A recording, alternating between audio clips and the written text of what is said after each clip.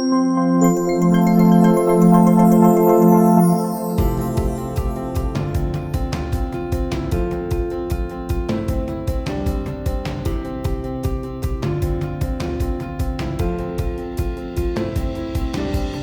m'appelle Antoine Clark, je m'occupe de la communication et de la recherche avec Spinova. Pour moi, le e-health, c'est la démocratisation de l'accès à la santé. C'est-à-dire que, à la fois, le patient va chercher l'information sur le diagnostic, sur les ressources éventuelles qu'il pourrait obtenir. Et maintenant, le contrôle de la publicité, par exemple, n'est plus efficace.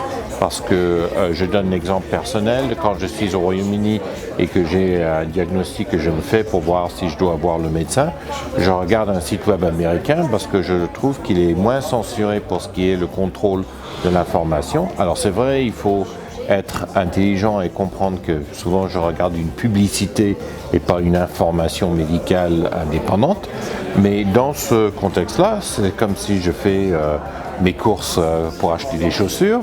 C'est un peu le même principe. Et donc, pour moi, le e-health, ça veut dire, entre autres, que je peux me fournir d'un pharmacien qui peut se trouver en Thaïlande.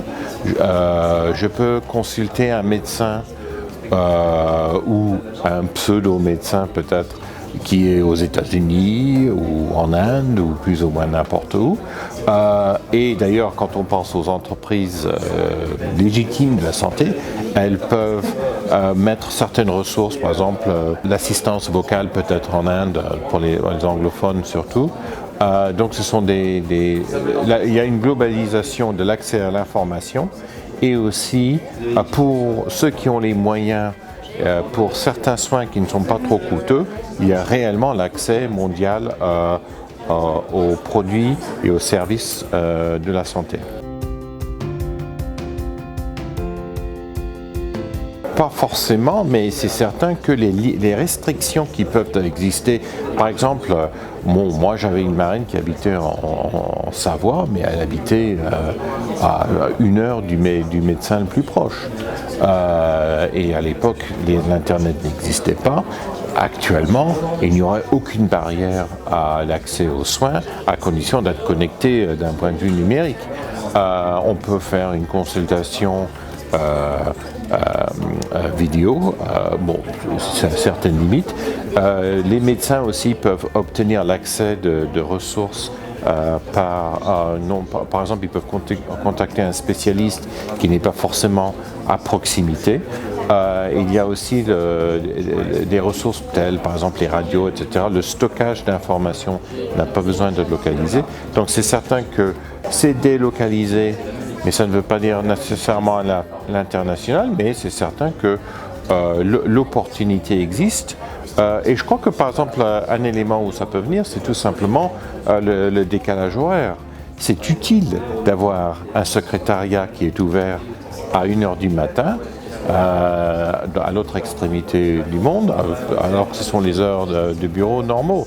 C'est utile parce qu'on n'a pas besoin d'un gardien de nuit, on utilise un service de jour. Donc de ce côté-là, je crois que c'est vraiment ce que j'appelle la démocratisation. C'est aussi l'accès pour plus ou moins à tout le monde. Alors évidemment, il y a certaines restrictions sur certains soins sont très coûteux. Ceux-là, les gens vont vouloir la prise en charge sociale et donc à ce moment-là, c'est bien national ou local. Ou alors, ça va être des gens qui réellement n'ont pas les moyens du tout d'avoir accès aux médicaments. Et là, d'ailleurs, la solution aura tendance à être internationale. Par exemple, les NGOs ou les entreprises qui offrent des soins gratuits ou subventionnés en Afrique notamment, c'est le cas.